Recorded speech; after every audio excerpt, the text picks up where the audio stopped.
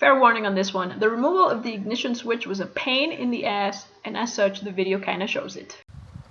Hello everyone, today we're going to replace the ignition switch on the Mazda B2200, and it's going to be a learn as you go experience, so I'm not entirely sure what tools or items I will need yet, so we'll figure it out as we go.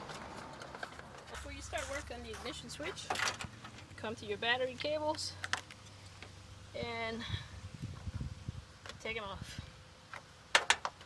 Now I already loosened mine up beforehand, so that's why that was so simple. Alright, let's get started. Alright, this is what the piece looks like. Yay! And it's in here, underneath, obviously connecting to the ignition thing, and I have to remove the whole configuration.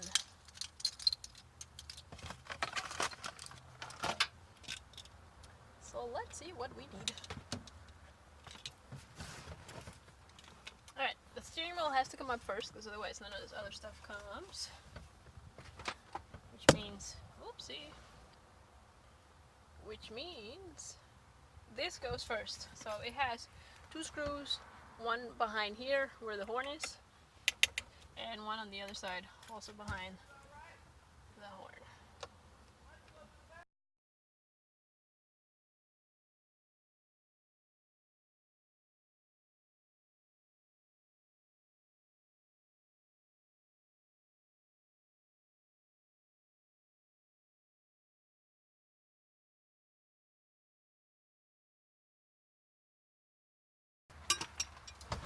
A few other items that come off: the ring,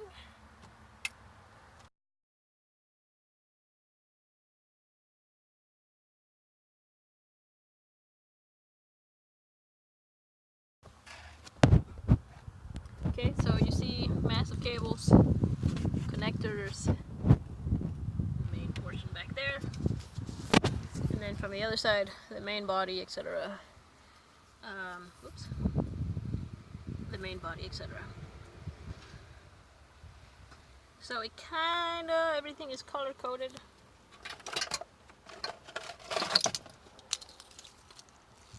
So the new one and the old one. Okay, so far everybody looks like it's color coded and matches. Now we gotta figure out, where does it go back there? Okay, we still have to go way back there and get that out. So My battery died and it was an uninteresting amount of time with the video. I removed the panel pointed at in this picture. And then I wrestled the steering wheel some more. There's some hidden screws which I'm attempting to point at with these arrows. I removed this part of the steering wheel that has the horn buttons and was able to access the bolt that holds the steering wheel in place. And then we popped out the display, which was actually rather simple, with unscrewing a couple of spots and just popping it off. My steering wheel hadn't been removed for about 30 years is my guess, so it was pretty much stuck on there, and no amount of force removed it. So I went to AutoZone and I rented this tool, which is a steering wheel removing tool, and I used that as pictured above to remove the steering wheel with a satisfying pop. By the time all this stuff is said and done, the vehicle is looking kind of like this, and then this is where we take off again on the video. well, I've skipped ahead a couple of steps, like a lot of steps. Part of it being my battery died, and part of it being this car is indeed a pain in the ass. So, we removed the dash display. It had these three items. There's only 3 places they can go, so there's no confusion as to putting them back. So here, here, and here. And this one item that goes right there. The dash is mostly still in place. I've loosened up and removed a couple of spots to be able to pull that out, because accessing this item, this is your switch, through in there, through the bottom, was practically impossible. So I'm going to attempt to get it from up here, right where the connections end. Alright, So the goal is to remove the switch by removing its connections up here. I'm gonna try and get all this stuff out of the way. Go over there. Alright. Now I can tell that this is indeed the original switch. This has got all the protective coverings from the factory. Now, before I get all confused, these ones are color coded on the new one. So this is a new wire. And this is the old wire, which does indeed seem to be color coded. But the question is all the color coding all the way up here, or do I have to guess every time I take one out? Let's find out. So, to make life easier, I am going to pull out the switch via the top.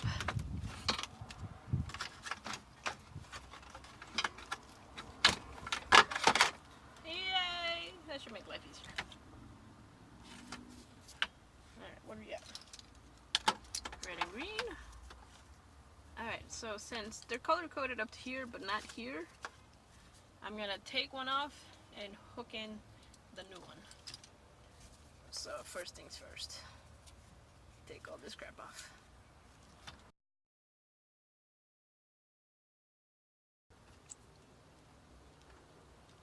Alright, so that was my red and green. I know it's hard to see, but it's an awkward position all over the place in this car. Red and green. And then this multi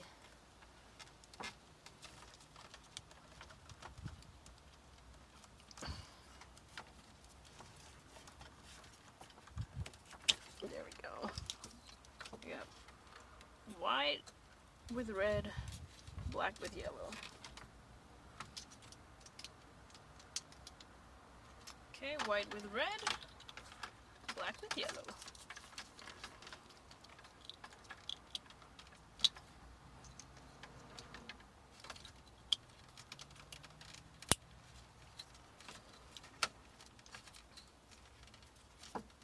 Sure, this one, why not?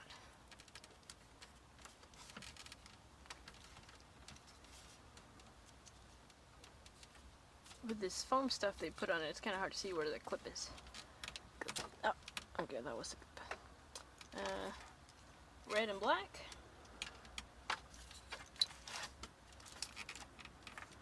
Red and black. It's red and black for the switch cable, but it's different color for the ones that are coming from the vehicle. So is why I am matching as I take it off. Because I am not a genius when it comes to this stuff, and I do not want to be like, oh snap, even if they're mostly all different sizes. Alright, and this big one, which is the only one left, and the only one left on the new switch.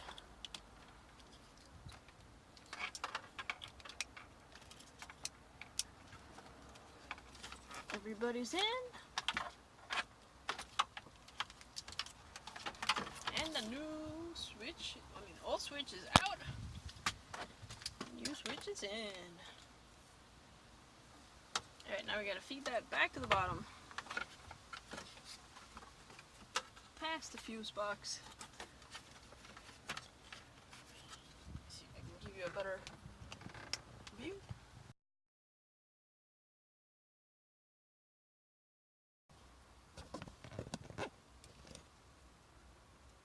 Alright, so we fed it through the bottom, back here, right there. This hooks into it just to hold it in place, but since I don't know if this is long enough compared to the other one, I am going to first, foremost. Okay, looking at it from the other side, we've brought it in. Stop moving the camera. Now this goes here, and this goes there. This was awkward at best. So this one has a little bun at the bottom. It spring actually goes right in that hole. So it goes like so, or at least. So you have a thing here and a thing there, and it just hooks right into that. Or hypothetically speaking, it's supposed to. Alright, there weren't any screws in this part when I did it earlier. Just kind of went there. And the other one, alright, let's do the other one first. So we have a screw spot here that matches the back up there.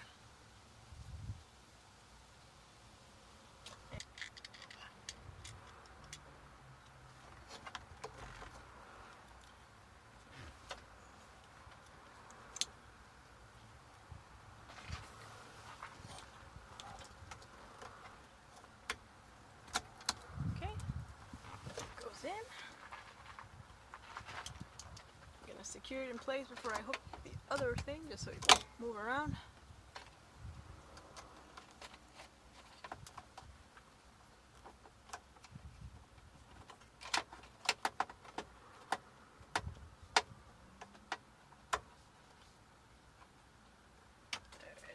Get it too tight and make sure I can get this in.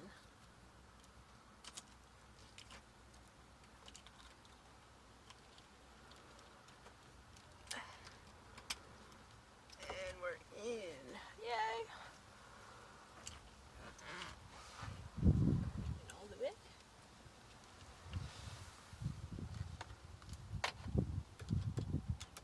Let's screw this back in place.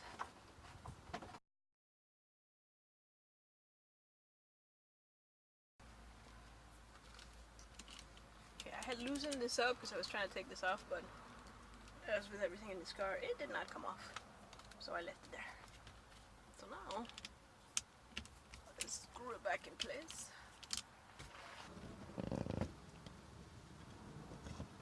Alright, we put the switch in. Now let's put the display back in place. The short one here is the one that's a pain in the butt to put in, so I'd recommend putting in the other three first. That way, you can just maybe push it in place.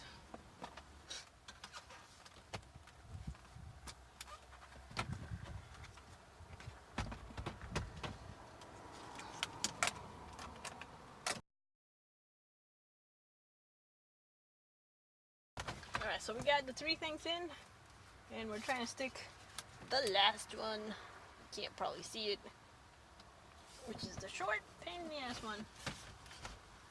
You're gonna have to go more by feel than by look, and have really small arms.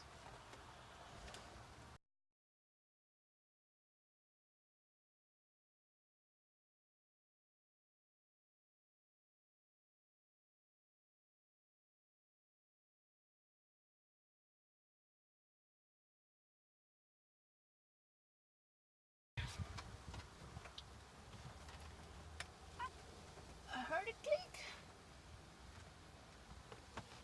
Alright, let's take a look-see.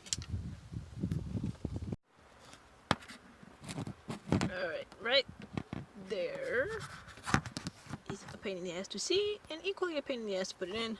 That is in, and I think that's as in as it goes. So let's reinstall the dash, put everybody in, steering wheel, and give it a test drive. Everything turned out fine. The car actually worked really well after that, and I was able to get it back on the road, so that was wonderful.